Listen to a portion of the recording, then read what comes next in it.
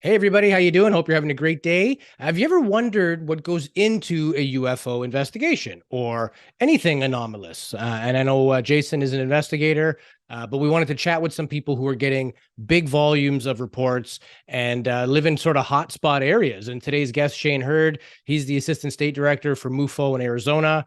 And ever since the 90s, Jay, and before, Arizona is a big area Huge. for everything, really, Mhm. right? Flaps of UFOs, mutilations. And we've got a list of things we're going to ask. I got a list. Jason's got a list. We want to cover many different areas of topic.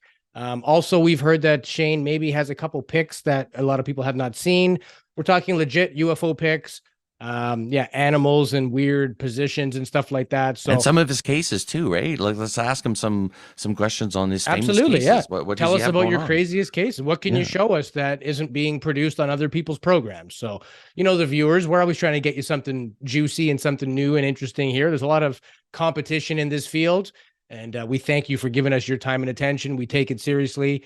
We're not doing this for the ego or the money. We're doing this to make a difference and to give you that info that you're, always looking for. So it's with humble hearts for bringing you today's guest and every show. Thank you for those of you who have liked and subscribed to our channel. If you'd like to do so, there is a red button now in the bottom right-hand corner. I think it's this way, right-hand corner of your screen. It's either here or here. Somewhere on the screen. Yeah. Click that little red button on the bottom right-hand corner. We appreciate it. And we'll be right back with today's guest, Shane Hurd, right here on UAP Studies Podcast.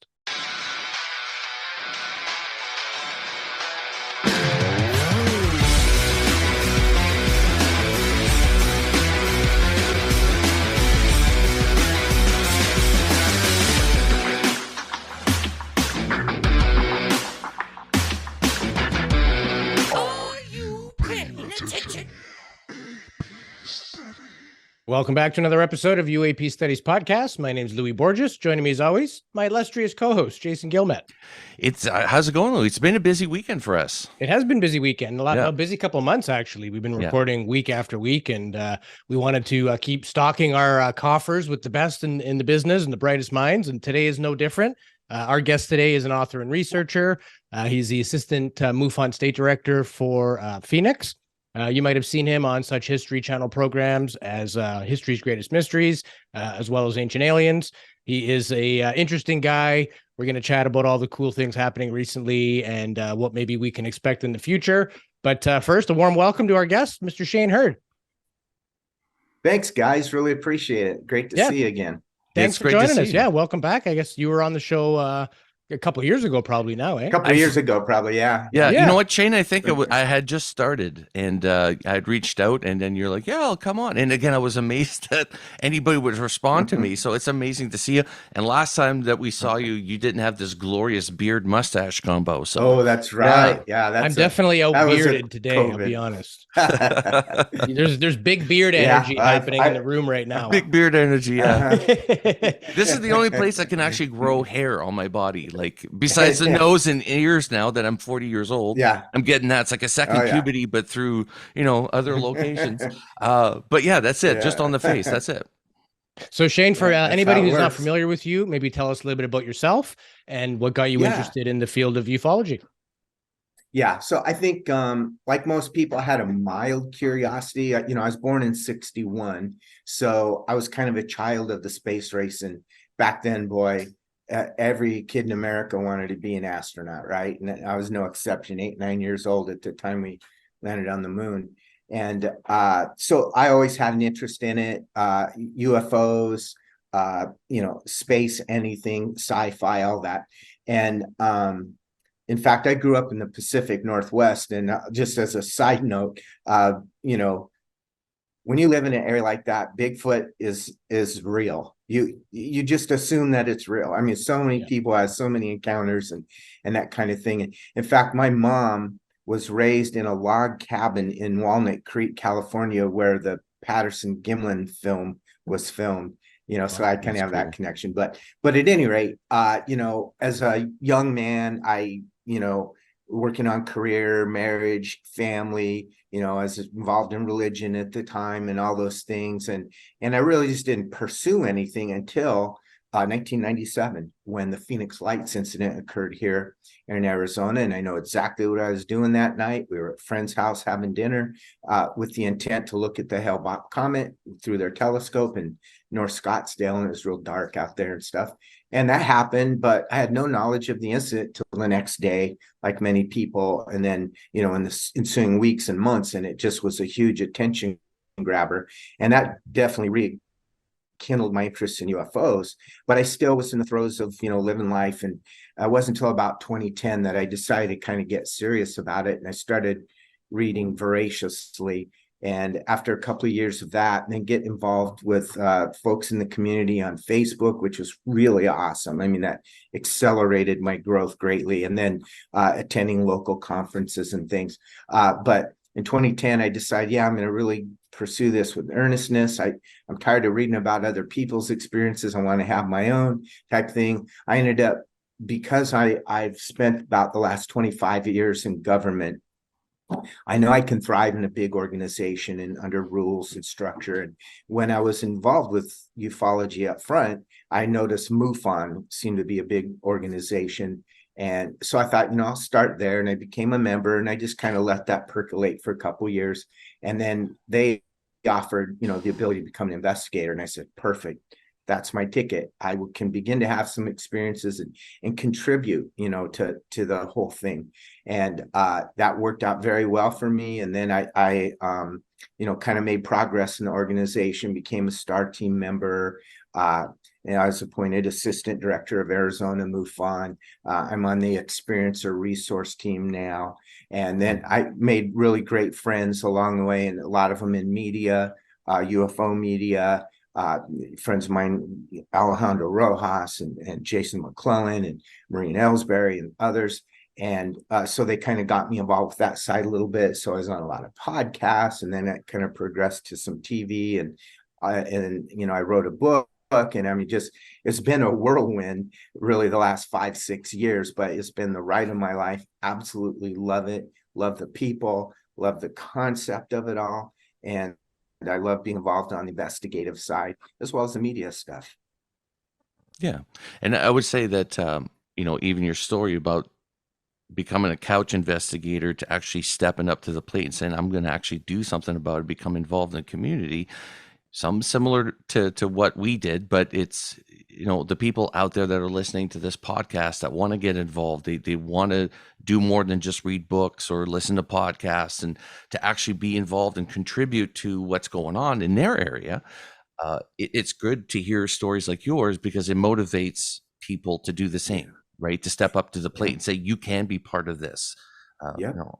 And people just need to kind of know how too. And what I say with ufology, it's like a buffet, right? And there's too much there to eat, right? You can't eat everything.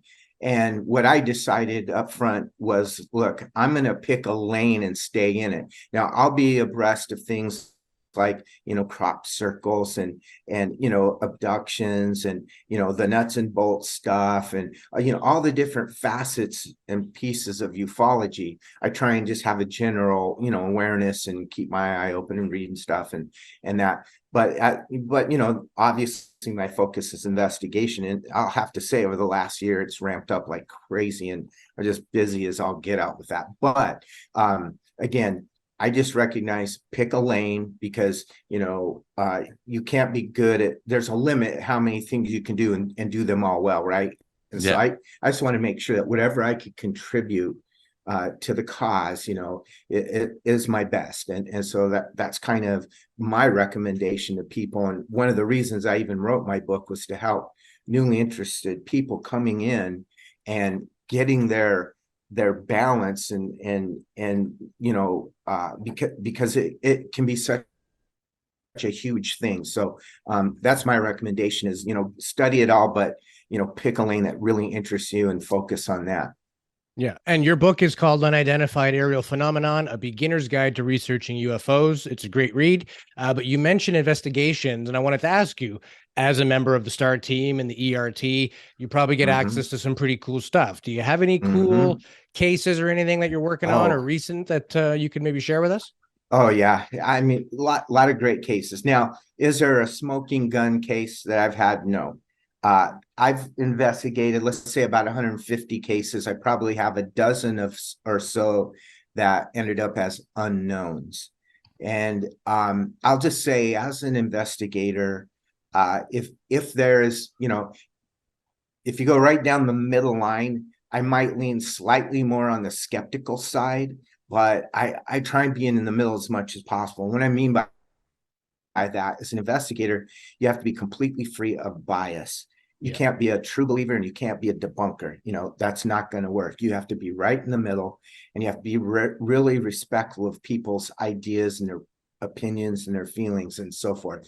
And so that's another thing I really recommend is trying to be balanced in that view. But I always make this point. I absolutely am convinced, and I think it's provable, that a non-human intelligence is interacting with mankind. That's as far as I'll go. Who it is and why, that's still up for debate. But what's happening, where it's happening, when it's happening, those data generating facets of every case exist. We have hundreds of thousands, if not millions, of those cases and reports and experiences. And so there's no doubt there's a phenomena. It's just a question of ultimately what it's going to pan out to be. Sure. And before the show, we were chatting a little bit about some photos that you had on your phone and recent. Do you still have that handy? Maybe you can hold it up to the screen. So tell us a little bit about what that is and our viewers so they understand. Yeah. So I'm going to hold this up. This is a cattle mutilation case that I had in 2019, right before COVID, a second picture. And you can see in the detail that is that bone? Yeah. Is that bone or? There's actually a cactus that it's that this let's see if I can point to it right here. That is a cactus, the skeleton of a cactus. Let me see if this is a better view. So it's like a long stick. I think some kids were playing with it, type of thing, trying to pry it apart or whatever. Okay, gotcha. But look it's how really clean hard the to bones tell. are in the cavity, though. The skin is still there, but there's no organs, no blood, no nothing. Yeah, and that's the really freaky part about a cattle mutilation case that even veterinarians can't explain. And we're talking, ranching veterinarians. These guys, they know everything. They've seen everything. The things you and I wouldn't even be aware of unless we were a big time rancher or something, and the health issues that the animals can face. But when you have an animal, no marks, and we're talking like sometimes in the snow, fresh snow, no marks, or in mud or otherwise dirt or grasslands, whatever, and there's no blood, there's no footprints. And if you've ever seen predation, it's not a very pretty thing. Right. Those animals, whether it's coyotes or bears or something else, they're pretty rough on that carcass, and it's not a it's not a precise thing. They ravage those things. So, but the imagery that we've seen and is discovered with those cases is, these precision cuts, soft tissues removed, eyes, tongue, the genitals, things like that, which you might say, well, that could be, animals are going for the soft, easy stuff first. Yeah, probably true. And maybe insects, but the precision cuts in that flesh, and again, the absence of blood is just really, and other body fluids, it's really perplexing. And so, however, like in this case, it was reported to MUFON. Some hikers found it, and we really had no idea how long it had been there. And so that was a little bit frustrating to me. In the state of Arizona, if you find dead livestock, you have to report it to the sheriff's department and to the Department of Agriculture. And in that case, it was a formal MUFON case assigned to me.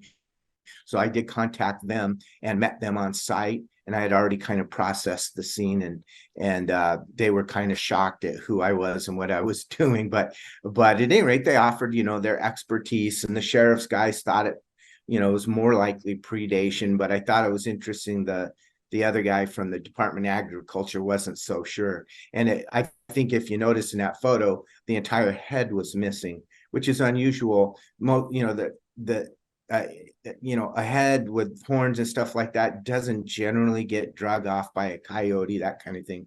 But when I did process that scene, I did a spiral search, out a good 200 to 300 yards around the scene to see if I could find additional bones or any indicators like a den of coyotes. I found absolutely nothing. So it did feel like it was just dropped out of the sky in this spot. It did have that kind of feel to it, perfectly flat and smooth around it, not a mark, and it was bizarre. And that was actually incidentally only like 2 miles from my house. So it was kind of a neat experience for me in terms of it's my first cattle mutilation case right near my home. And it had some odd anomalies to it. So yeah, so that's one case that I definitely remember. I have a couple other interesting unknown cases. And let me just describe for everyone, when you get to an unknown, to a disposition of unknown, you have gone through every possible other explanation with the evidence that you have. And that is enough to tell you that it is not one of the prosaic things in life that we often mistake for UFOs. So there's a difference between having not enough data to make a decision one way or another. That's not what an unknown is. An unknown is, I've exhausted absolutely every other possibility, and the only possibility left is this is a true unknown. So I like to make that point. So even if you look at like Project Blue Book Special Report 14, and they took 3,201 Blue Book cases, the Battelle Institute, and they went through them and categorized them according to the disposition that the Air Force had assigned. And they came up with, out of those 3,201, 21.5% were unknowns, 21.5. And it was a separate category from not enough data. So they did a good job with that. But overall, Project Blue Book, they claim is like a 2 or 3%, unknown dispositions, which just absolutely isn't true. That we know the nonsense that went on with Blue Book. But, in my personal body of cases, and this is what I always say when it comes to statistics, right? What was it? Mark Twain said, there's little white lies, there's low down dirty lies, and then there's statistics, right? People can misuse statistics. Yeah, that's great. But the point is that, what was my point? That the body of records that you're pulling the data from can skew the percentage in the end. So they selected 3,201 that generated 21.5% unknown rate. So like my own personal cases, say I have a dozen out of 120 cases, then I'm riding it like 10%. And now I would expect in today's world with the technology available to us that the percentage of misidentification is going to rise because we have tools that can eliminate possibilities for us. So one example I'll give you is like there's a platform called Flight Radar 24, and it's a public website that you can go and you can search by date and time or flight number and all these other things. So as an investigator, if somebody says, hey, I saw this UFO over this location at this date and time, easy, perfect. I just go there, I input that data into Flight Radar 24, and it displays an actual map of the flight path of that craft, its origin point, the type of plane it was, blah, blah, blah. You can definitely either eliminate it as a possibility or identify that as what was seen. So just illustrating that we have better tools available, and we're going to more likely be able to identify more things. But in my mind, that just makes the unknowns all the sweeter. Though we have applied a rigorous, scientific investigative process to it, and to come to that conclusion. So other great cases, I've got. I actually put together a PowerPoint and I have about a dozen or 2 dozen photo videos of cases that I've actually worked. So I know the provenance of those videos. I went through that process. And there's this one case I got to tell you about. Do we have time? Oh, absolutely. Yeah. Okay. So there's a lot of things about this case that are really terrific. One, and I'm going to just show you this little quick photo again. Okay. So here it is. That's a nice shot. And we know this is not photoshopped. Obviously, the usual questions that come to mind when you see a let me tell you UFO. Let me tell you about what I did with it. So that's a close-up of that picture. Okay, so now let me explain the investigative process. So number one was the witness. The witness was president of the Fire Chiefs Association in Arizona. And I don't know if you guys are familiar with about 6, 7, 8 years ago, there was a terrible fire here and 18 firefighters were killed. I saw the movie. And lost horrible. Anyways, he was responsible for them and that made him retire. He was just so broke up about that. But it was played by Jeff Goldblum, right? Not Jeff Goldblum, Jeff Goldblum. No. Oh, it doesn't matter. I can see it in my face, but I can't. Yeah. The Granite Mountain 18. That's what they're referred to. So, any rate, so the quality of witness was high for me. This was an individual who obviously had good standing in the community, was a seriously responsible individual, and moreover, an individual who might feel intimidated to make a UFO report as though it might impact his career, right? So a person like this doesn't make a flip UFO report. This was serious business to him. So number one, this case, great witness. And it was with 3 other people, his wife and teenage son and daughter. So there's a small town near Phoenix called Jerome. It's in the mountains. It's an old mining town. It's supposed to be haunted and all sorts of things. But it rises on top of a mountain called Mingus Mountain here in Arizona, pretty high mountain. And there's a great viewpoint that everyone pulls up, parks, and looks down the canyon. And that's the photo I showed you. Well, what happened is they walked in, they pulled up in their vehicle, they got out of it, and they stepped right up to the curb, and they used an iPhone, and they took that picture. Boom, right? Weird things. Right when they took the picture, there was a flash of light around them. A flash of light kind of, it was actually detected in the photo, and I'll talk about that in a minute, but they themselves kind of looked at each other and like, what was that flash of light? But at any rate, that happened. They took the picture and, they get back in the truck, and later they're looking at the photo and they notice the image. Well, so at that time, they had an iPhone. It was in live mode. And I don't know if you know, in live mode, when you take a photo with your iPhone, it's actually a 2.5-second video. Yeah. And that video films at 30 frames per second, right? So in a 2.5-second video, you're going to have 75 frames, right? You with me so far? Right. Yeah. Okay.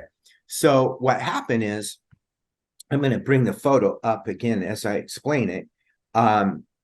So in the lower, in this lower area here, in that 2.5-second video, there were 2 butterflies and another insect, a white butterfly, a darker colored one, and a third bug of some sort. They flew in and out of the video. So they came in from this lower right thing, and they turned right around and went back out. Moreover, along this point here is a highway, and there was a vehicle driving up it, and it was in motion. Moreover, all of the sun was up in this location, and all of the shadows and everything matched up. Everything looked good. So what happened was that guy right there only appeared in 1 frame. That's 1/30th of a second. Okay. So how could that be? So I'll tell you what I did. I submitted this video to our chief investigator here in Arizona, who is a highly skilled photo analyst. And he reviewed it and he says, I don't know what it is, but most likely a bug up close. And I'm like, okay, that doesn't fit for me, but you know what? I'm going to go to our national photo video analyst. And you guys might be familiar with Mark D'Antonio. He's a buddy of mine, good dude and everything. He came back and kind of said this thing, well, you know, maybe it's a bird or a bug. And I'm like, but, you know, and I'm building my case with these guys and they're not having it. So I'm so confident in my analysis that I'm like, I'm not bending on this one. So I contact Dr. Bruce Maccabee. You guys know who he is? Yep. I'm not familiar with him, but yeah. Yeah. So he's like a legend in the field for this type of thing. Okay. Yeah. He's a Naval Optical physicist and he is a legend in the field of ufology. Okay. Wow. Okay. So I sent it to him and asked for him to review it. In classic Bruce Maccabee style, I get like a 5-page analysis with mathematical equations and everything. I mean, anyways, his conclusion was the same as mine. That was no bug. That was no bird. That was a truly anomalous thing. And let me explain why. So again, back to the picture. So the birds or the bugs, they came in and went out of the picture. So they were in like 15 or 20 frames. Yeah. Right. So, you know, the old thing where you take a book and you draw a cartoon in the margin and you make the cartoon, you know, a little lower each time on each page, and then you flip it and it looks like it's moving. It's kind of that concept, what a photo and a video is. Yeah. Well, this thing, if it were a bug or a bird, should also have been in numerous frames, right? Yeah. Frames that got it to that point or all the way across or went from here and then went back. But it's not. It's in a single frame. How could that be? It blinked in and it blinked out in a 1/30th of a second, and this camera caught it. And there was a light flash associated too, correct? And there was a light flash associated with it, which you could pick it up in the 2.5-second video. You guys wouldn't be able to see it, me holding this up. It's very faint, but you notice the flash at the moment that they got that, and their phone wasn't on flash, and I verified that in the EXIF file behind the photo. You can tell the flash went off, their f-stop, their ISO, blah, blah, all that's recorded, and GPS coordinates. So I'm proud of this case in that I stuck to my guns on it being unknown, even though I had to get 3 other video analysts involved. And basically 2 of us agreed to it and 2 of us thought it was something else. But so I went with the unknown on this case. This is probably my favorite case. And I think that photo analysis plus the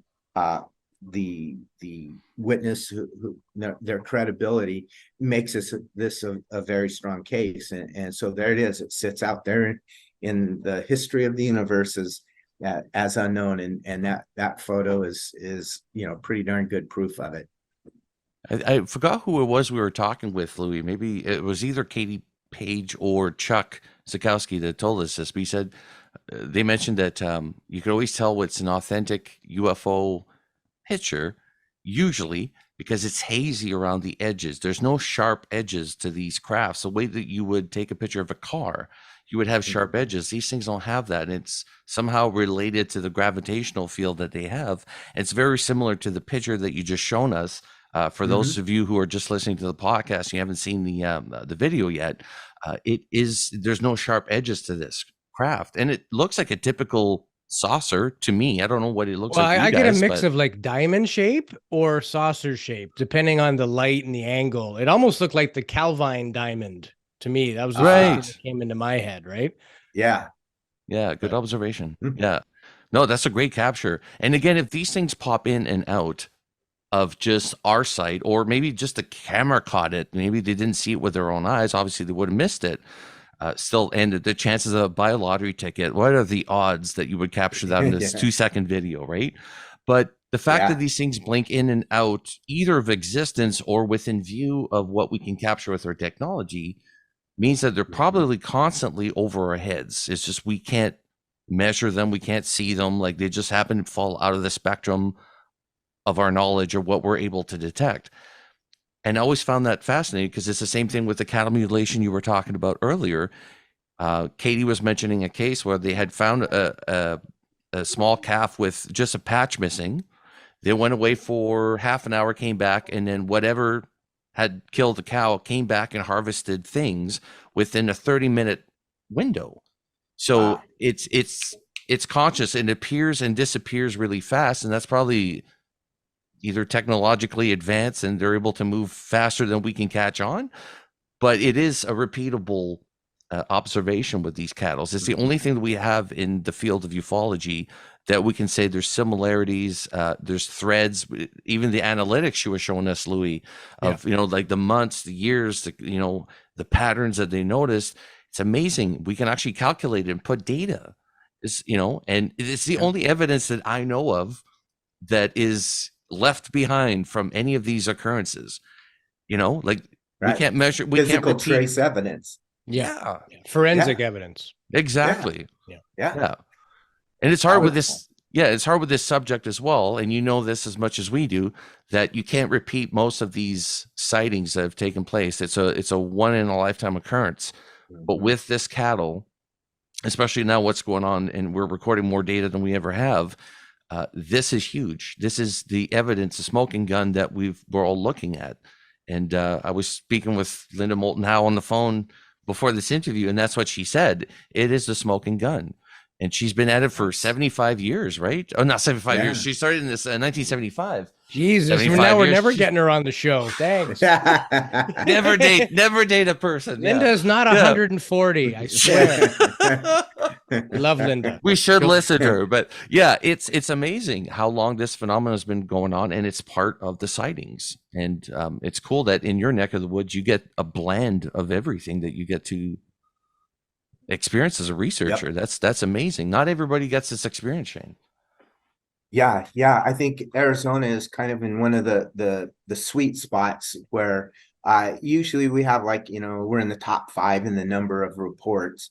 But reporting is again an interesting statistical thing, right? Why do certain areas have more reports than others? Well, there could be some very practical reasons, right? Like weather. Hey, it's nice weather, and so people are out more. Or it's believe it or not, I grew up in the Pacific Northwest, and it's just tall pines everywhere, right? I barely ever saw the sky. When I moved to Arizona, I'm like, oh my God, this sky is huge, and it does make a difference. So whether it's geography or the weather, or people's common lifestyles, like, in the winter, in cold places, you're inside most of the time, so you're not going to be out looking. So I think some of those things influence, quantity of reports. But what is not unique is that, everywhere gets reports, and they get a smattering of everything, while it's cool to be in Arizona and it has unique characteristics, there are other places around our country, other countries. I know Canada, the UK, Brazil, and Italy, and everybody is coming out with just a lot of this information right now, and it feels like there's more things happening, and I still haven't got a beat on whether it's just that more people are reporting or if things are more actually occurring. And let me just make this one point about reporting. When I say that I'm a little more skeptical now than when I started, it's not skepticism about the reality of UFOs, UAP, and it's just skeptical about the reporting.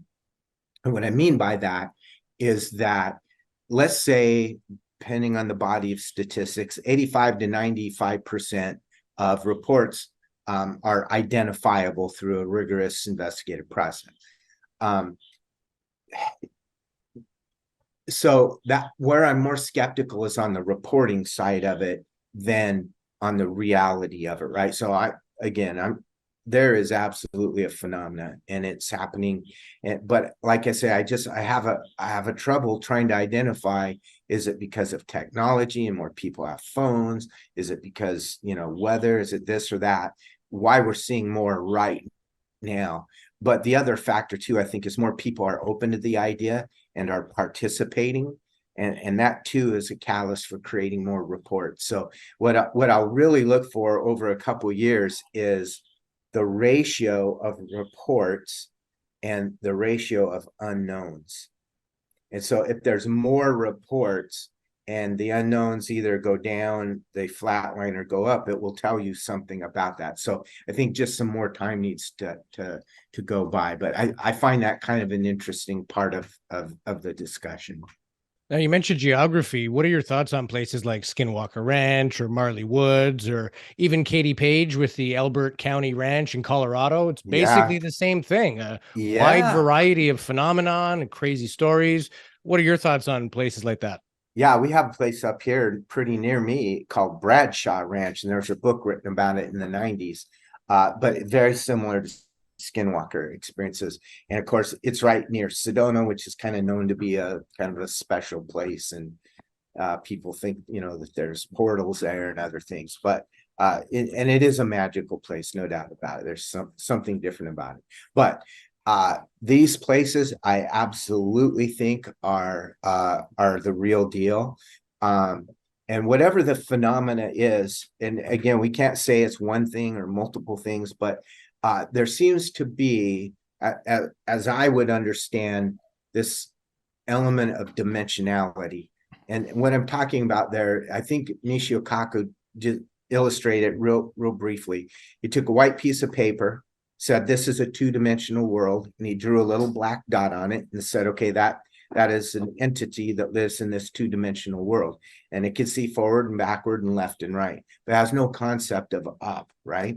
And if you or I, a three-dimensional being, walked up and stepped on that piece of paper, that two-dimensional being, all he would see is some sort of black spot or shadow in the shape of a shoe on his two-dimensional white piece of paper world. And this huge human, 6 feet tall, 200 pounds, wouldn't even know that it's there, right?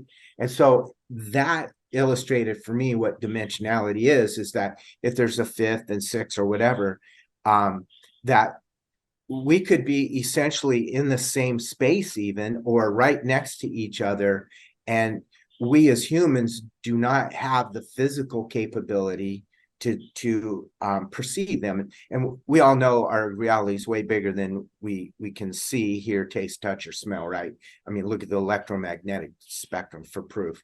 We can't see in infrared and ultraviolet, but they exist because we created technology that expanded our capability to interpret our reality. So I think, that's an important thing, that we are going to need technology to perceive whatever this phenomena is, to expand our ability to interpret the true reality around us. So I don't know, I just think that's fascinating. I think those places might be where there is some kind of allowance for the dimensions to have some kind of, bleeding over, or some door or window, whether it's intentional or accidental, whether it's driven by humans or aliens, or it's just a consequence of the function of the universe. I don't know, but there's absolutely documentable proof of anomalous things happening in places like Skinwalker.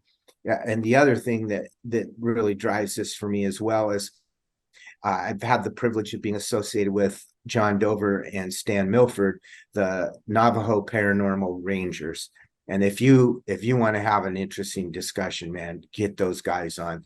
It's unbelievable. They literally were living X-Files for a decade or more, and you name it, they've investigated it, and we get a lot of insight from their perspective of what's happened. But fascinating guys, and again, they have accounts similar to Skinwalker, throughout the Navajo Nation, including tracking Bigfoot and all sorts of things. So, those places I think are the real deal, and they're very strange and very anomalous and outside of our understanding at the time, but we are at least getting there.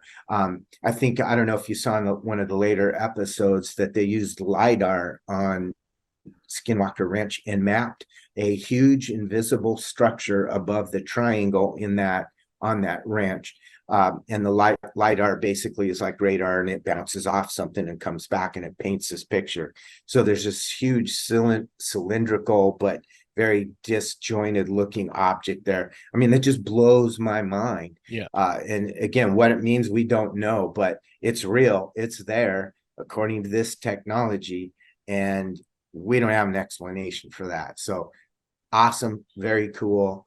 Scares me a little bit, but on the other hand, I'm intensely curious about it. And I think if we go about it properly, it can be done relatively safely, and we might get some usable data. And you had mentioned about the dimensions, and us living in a 3D world versus a 2D world. They're now expecting that it could be up to 11 dimensions. The higher you live in those dimensions, the more perspective, knowledge, and understanding of the universe you have, because you have more senses. We're limited as human to only 5, because that's all that's required to live in this 3D world, right? But the higher you go up in these dimensions, you have more capabilities. That's why we're in awe of what they're capable of doing. They have a further understanding of how things work. Now, that's if it's interdimensional, but as Louis and I keep covering, well, like, it could be interdimensional and extraterrestrial, like, it could be all of the above that is happening at the same time. Yeah. So that blows our mind as well, right? Like, it just gets crazier and crazier. Like, I'm with you. Or think about this along the same line is terminology. Is our terminology accurate? Well, what are we really talking about here? So some people use, let's just say, the phenomena in general, any paranormal. Let's go there.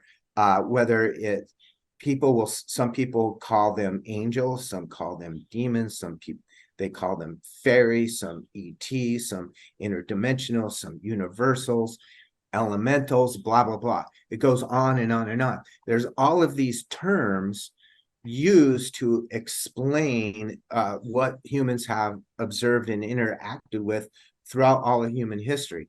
But is this, and I think ancient aliens, they're ones that kind of live in this world, is, the vision described in Ezekiel could also be interpreted as a spacecraft, right?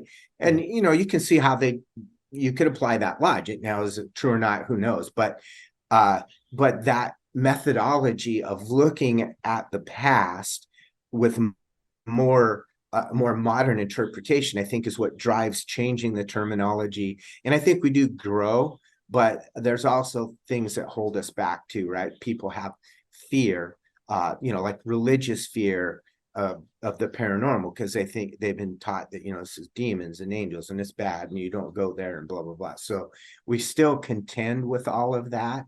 And unfortunately, that's why all of this stuff has lived as mythos, because we really haven't applied a true scientific methodology to it, which, we're getting there. Great. Now it's happening. And, as you mentioned earlier, science, it's hard.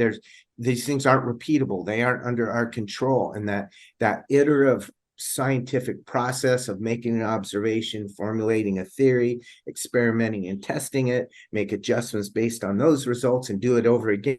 That whole thing of science is it's the way to go, but UFOs do not cooperate. Ghosts do not cooperate, or whatever. So we're going to have to figure out some other way of making it happen. But I think it's within our reach. It's just going to be, somebody's going to go, duh, and figure that out one day.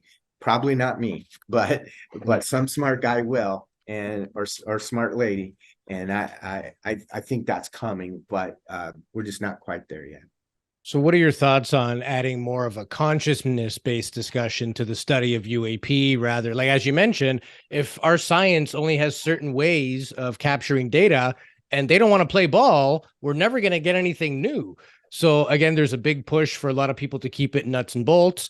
There's also an equally big push at the other end saying, no, you have to factor in consciousness and things like that, because science and religion can get along. And there is this realm where we are all one. So what are your thoughts on incorporating more consciousness-based study and language and verbiage into the whole, study of this phenomenon? Yeah, actually, great question. And this is something I wrestled with. When I first came in, I was an absolute true blue nuts and bolts guy. I'm like, what is that metal machine in the air flying right there that doesn't have wings and a tail, right? That's what drove me. But as I gained experience talking to witnesses, experience talking to experiencers, and investigating, what I quickly realized is that nuts and bolts has its place and is still a valid question, but it does not represent the entire observation of the phenomenon. And so, like part of what I talk about in my book is the term UFO. That was developed in 1953 by the Air Force, unidentified flying object, because what they were observing were objects flying that they couldn't identify, right? Kind of no-brainer. However, today, what we see is way more and greater than that. Like the spiral in the sky over Norway, right? There's been a couple since then. Lights in the sky that it's a white light on a black sky. You cannot, in all honesty, say that's an object. It's a light. And now, maybe it contains an object, maybe it doesn't, right? So again, the term UAP, unidentified aerial phenomena, is actually a better descriptor of the observations and experiences that we are having today. And so that could be inclusive of abductions or contactees, these visual things that we see, or in my mind, you could lump in paranormal with that. This is an unidentified phenomenon. That's the bottom line. So my thinking changed greatly as I gained experience with this, and I came to recognize that consciousness is a big part of this, and that the answers to this probably lie there, because we've been doing the nuts and bolts thing for 75 years, and we've just kind of inched our way forward. Yeah. I think to really discover what's happening, what the answer is, or good indicators, better indicators than just a thing in the sky, is consciousness, contactees. And let me say this too, that as an investigator and an ERT member, I have the absolute greatest respect for people who have been contacted, abducted, and experienced in any way. And I really think those are the people that are going to provide us with information and more answers if we listen to them. So that's kind of my take now. Yeah. And it follows within, everybody. You were mentioning earlier how everybody needs to almost grab a specialization in the field of ufology, because it basically, it's not just a one-trick pony. There's many elements to it. We need philosophers, we need engineers, we need people like Michio Kaku, theoretical physicists, Avi Loeb. Like, it's going to take a plethora of people to work on their separate fields of study to unify some sort of image or bigger piece of the puzzle to what's going on. I'm also a person that's very interested in the abduction phenomenon. My heart goes out to anybody that's had that happen to them. But it's equally part of the phenomenon, almost equally as sightings. Like, we get so many people that are reaching out saying, look, I've had some sort of interactions with entities from these whatever technological advances, these machines. They come out of the crafts every once in a while. And that's something that we don't hear from Aero. I think they don't want to touch those subjects. They just want to acknowledge the fact that they're in the sky, that they're in space and in water, but they don't mention when they land on the ground and then have interactions with people. And nobody's looking into that in Aero. Isn't that like a big oversight, as far as you're concerned? Yeah.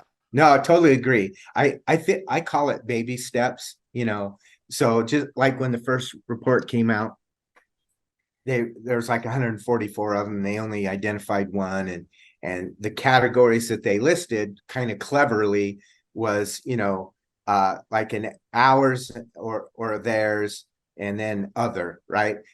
So, but they state in the report, well, they're not ours and they're not theirs, being Russia, China. they fall into the other category, right?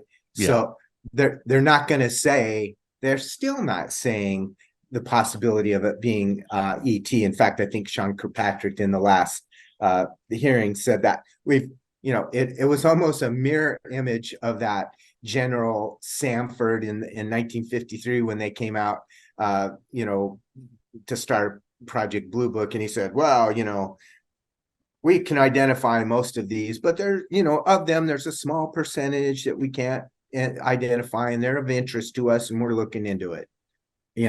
Nothing to see here, folks. Move along. And I really got that same vibe from that. Not unexpected, so it didn't upset me. That's fully what I expected. And I think, as far as this goes, we're going to get some information, and we need to all keep up the pressure on Congress. And I think you have a great suggestion, partnering with civilian research organization, whether it's MUFON or CUFOS or any of the others, would be really important context for them to conduct their investigations on, and to not dismiss it as quackery, as what's been portrayed over all these years. And it could really save them a lot of time and effort, and could provide them indicators. And again, their investigation, they have the resources we don't have, which are, radar systems and, military equipment and satellites and, blah, blah, blah, all the good stuff, all the neat toys that will be necessary to help identify. We civilians don't have access to that, but we as civilians have 75 years of experience investigating without the good stuff, right? Yeah. So we've learned a thing or two, and we're willing to share it. And I know MUFON is coordinated with Congress and Enigma Labs and some others, the SCU, to provide data and information. So they are interested in looking at some of our cases and stuff, but I just suspect that interest is, probably minimal, and they're going to go down the path of, well, hey, we're the military, we're the DOD, we're going to investigate our cases because we have most control over all of that information and data and the people, and that makes sense to me. They should investigate those, but they should not ignore everything on the civilian side, because it's a huge body of data that's 75 years old, for crying out loud, and probably a couple 100,000 cases. Yeah, it's pretty apparent that AARO's mission is not to be a public-facing organization. They're very clear about the fact that this is government and military collecting data and sharing it with other government and military. Just because they stream it on the internet doesn't mean it's for us.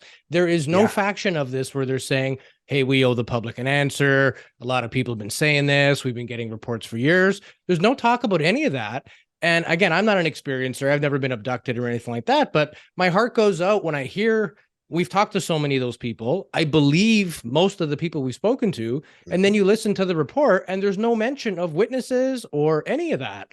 So for me, I'm basically of the opinion now where I'm turned off. I never really believed we were going to get anything, but you harbor that grain of, well, maybe, it's baby steps. Maybe they're going to give us something. And I'm just sick of being let down. And I like where guys like Avi Loeb and private companies are going, where they say, hey, I don't care what the government has. I don't need the government. I don't need their funding. I have private investors, my own sensors, my own collection techniques, and I'm going to go do it myself. And if there's something to be found and there is data, it should be fairly easy. If military sensors can catch it, then people that own private sensors could do the same thing. So do you sort of have a thought on terms of, will the government ever disclose, or is it going to come from private, or is somebody just going to get the, end all be all of UFO videos and that'll be enough? How do you think it'll actually play out?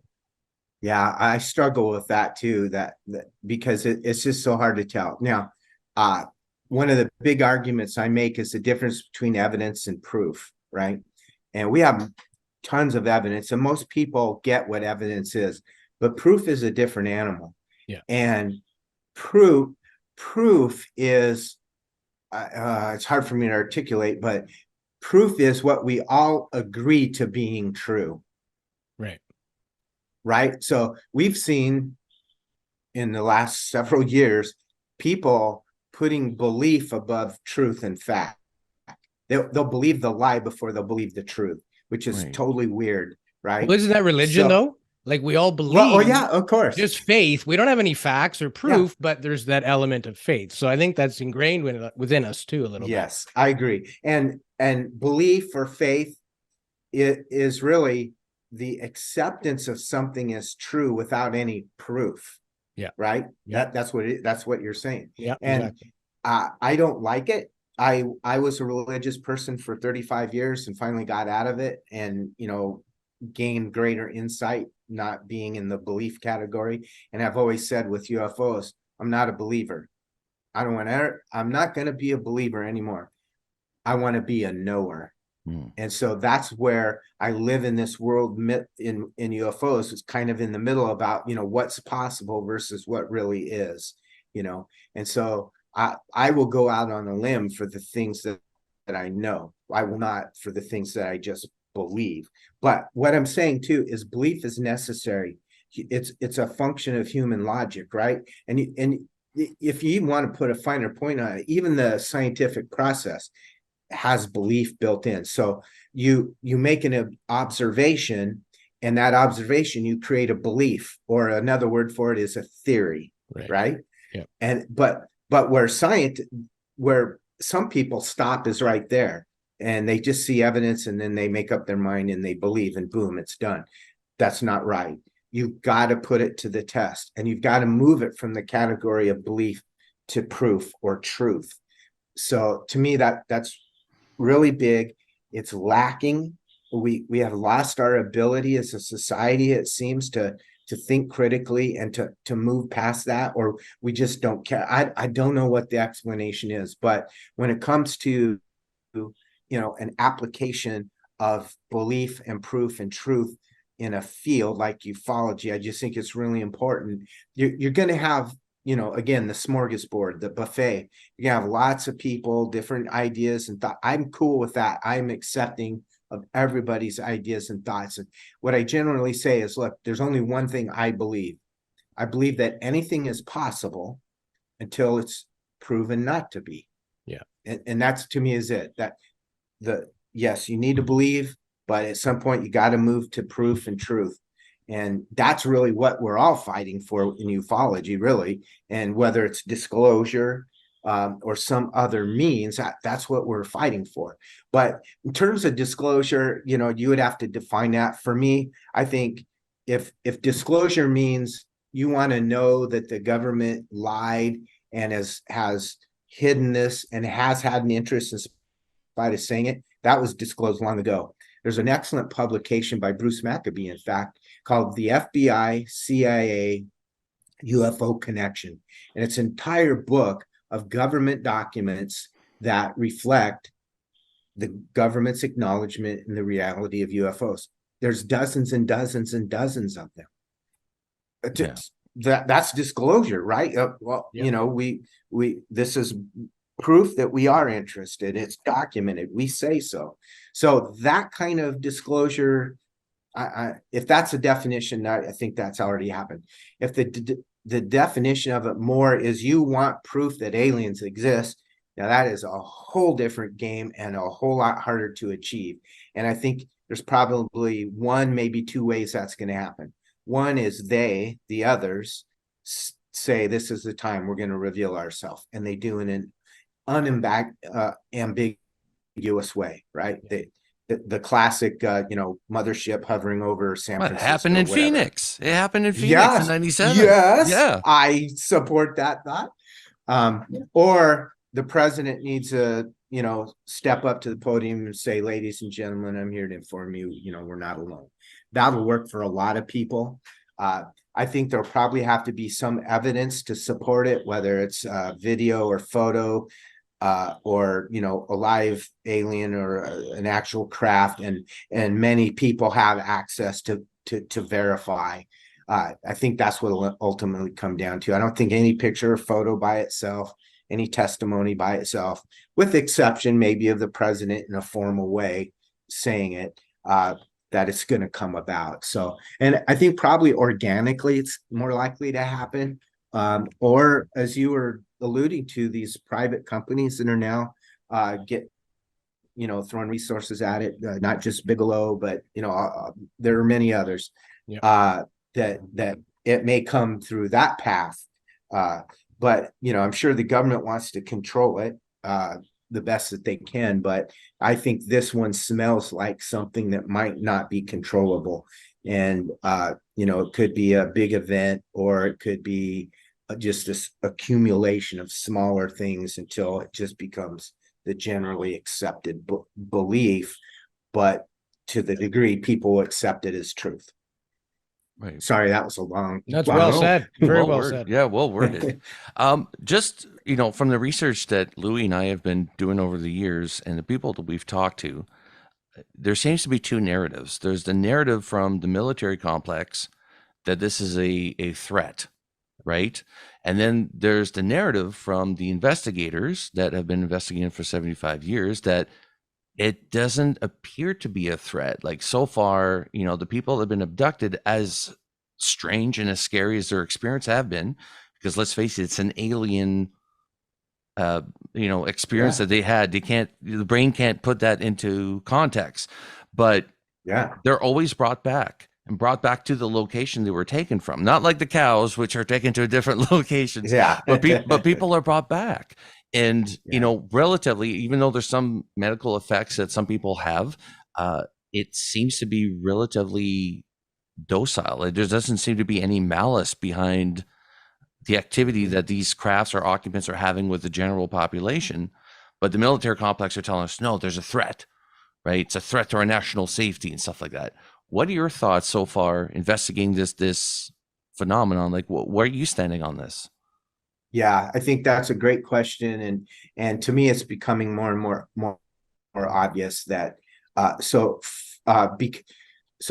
because the focus has come upon the military making the admission, the Department of Defense, the United States government getting involved, because they had to. I think the politics of UFOs, and make no mistake, everything has political science to it. The politics for them is that for the pro-government people, pro-UFO government people, they want the subject to be taken up by the government. And to do that, you need money and you need political capital, right?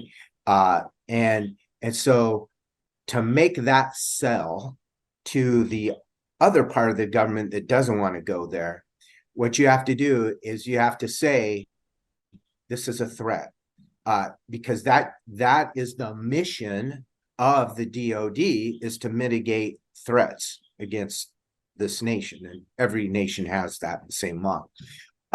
So it's both good and bad. So people are needing to say, hey, there's a potential threat here, potential threat. That engages the government. That allows them to say, oh, we better do something about this. That's our mission, right?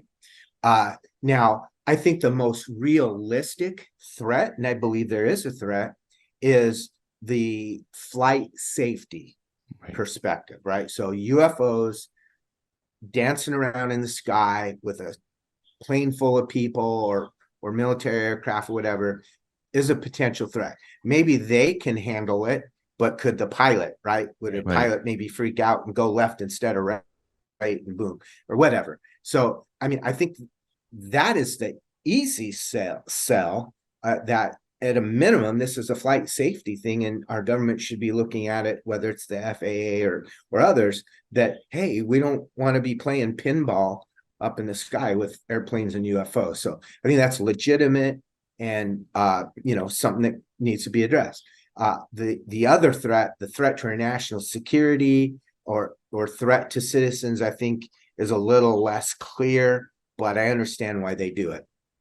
Now, from a civilian perspective, and as you had mentioned, contactees and experiencers, and some have good experiences and some have bad. I don't know that we know why exactly yet, but we're accumulating a lot of data. There was that free study of some 6,000 folks and got a lot of really good data about it. But it seems to be that the individual, and this makes sense, the individual their experience is probably partially driven by their own personality and experiences, right? So, you know, a little 7-year-old girl sees a car wreck, and a 50-year-old grizzled man sees that same car wreck. She's probably going to be more traumatized than him, right? You know, he has life experience to measure it against and all that. And the little kid just, you know, shocking.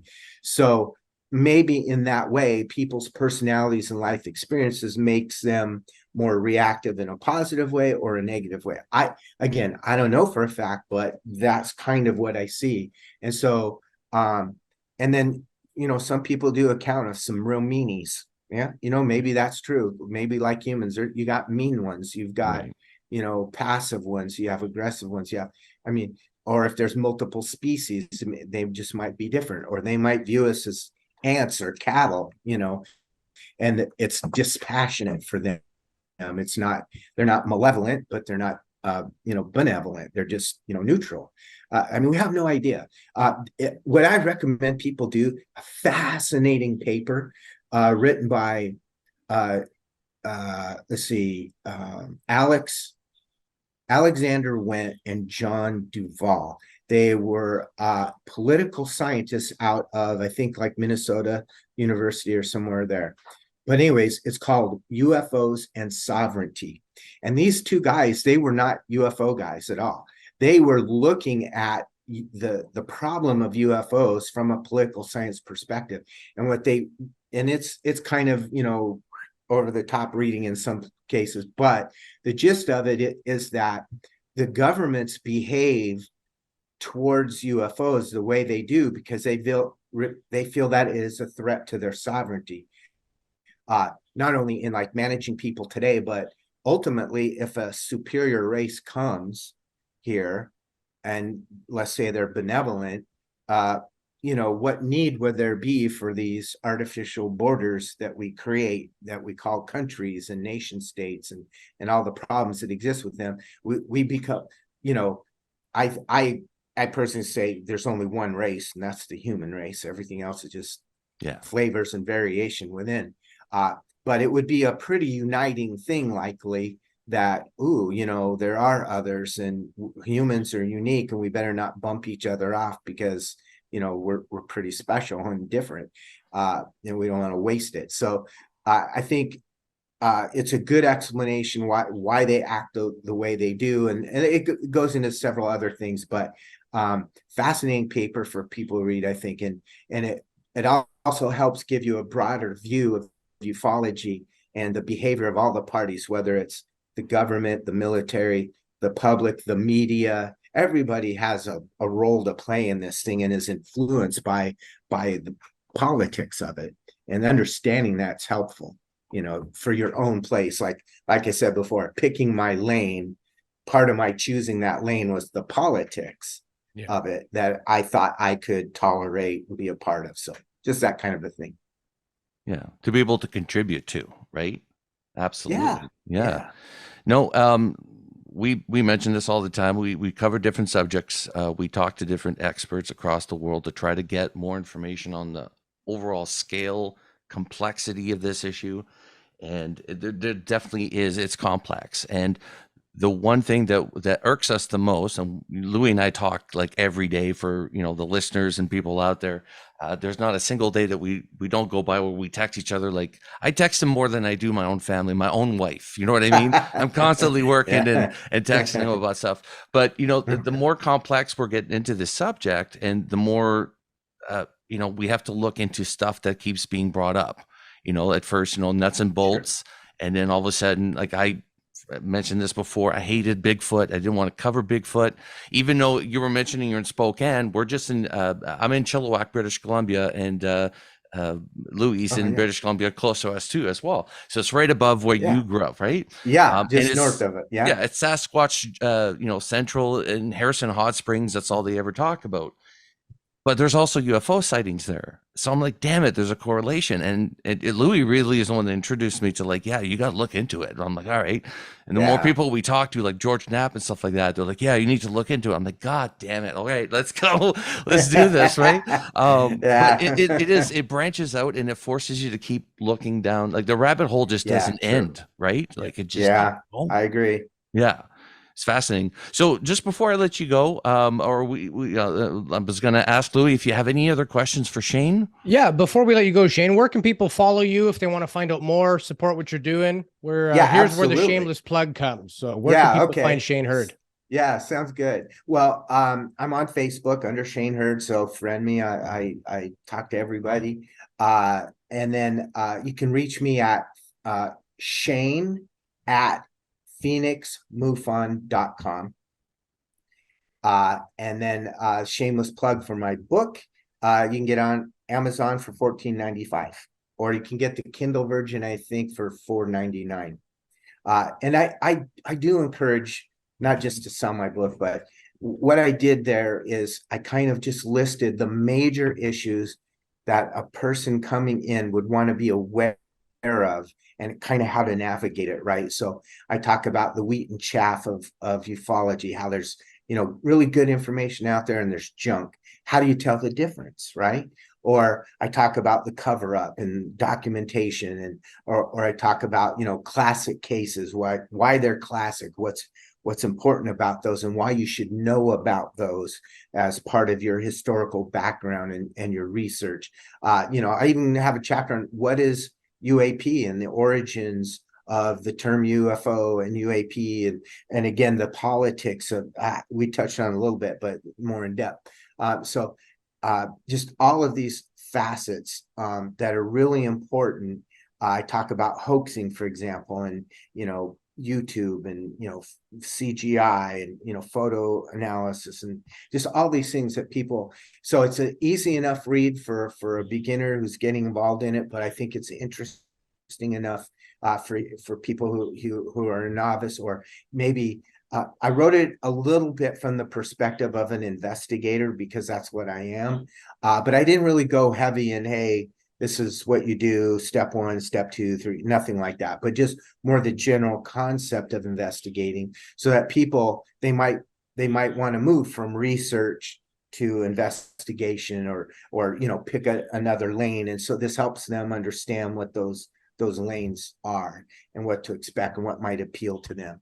Because I always encourage, do the thing that you feel comfortable with, that you like, that interests you, that part of it. And you're always going to be successful when you do that. If you're engaged and enthusiastic about it, you're going to be successful. Other people like you will be attracted to you. You will fit in. And that's what I love about ufology. It doesn't matter who you are, you fit in. I mean, some of our best, brightest minds are like little old grandmas. No offense, ladies, but that's not the first sort of character that comes to your mind about being a UFO expert, but many are absolutely awesome. Yeah. And you guys have interviewed and talked to some of them, or whatever the case may be. You can be a young kid, you can be 15 years old, and you can know a whole lot of stuff, right? Or you can be anybody in between. So I just encourage, if you're interested, do it. Reach out for it. That's what I did. Best move I ever made in my whole life. I'm just absolutely thrilled to be a part of this and loving every minute. And that book is called Unidentified Aerial Phenomenon, A Beginner's Guide to Researching UFOs. Thank you very much, Shane. We want to throw it to the viewers now. What did you think of today's episode? Let us know in the comments. If you do like our shows, please give us the like. It does make a difference. And if you haven't already subscribed to our channel, please do so. We now have a little red button. It's either down here or down here. It's in the bottom right-hand corner of your screen. You can simply click that, subscribe to our channel, and let us know what you think, good or bad. We love hearing your feedback. And thanks again, Shane. Really appreciate your time. We know you're busy. You were at a conference last night presenting. You love doing this, and it shows. And you're very well-spoken, and I think inspirational for people who maybe want to get into this. Great. I think you are a good resource. You're level-headed. You're about the mission, but you're not just throwing out the pieces that don't fit. And I think that's very important to stay true. So thanks for being on our show. We'd love to have you back anytime. Yeah, thanks, guys. Loved it so much. Appreciate it. And you're doing a good work, and glad to see it, and just the show's awesome. So thank you. Awesome. Thank you so much, Shane.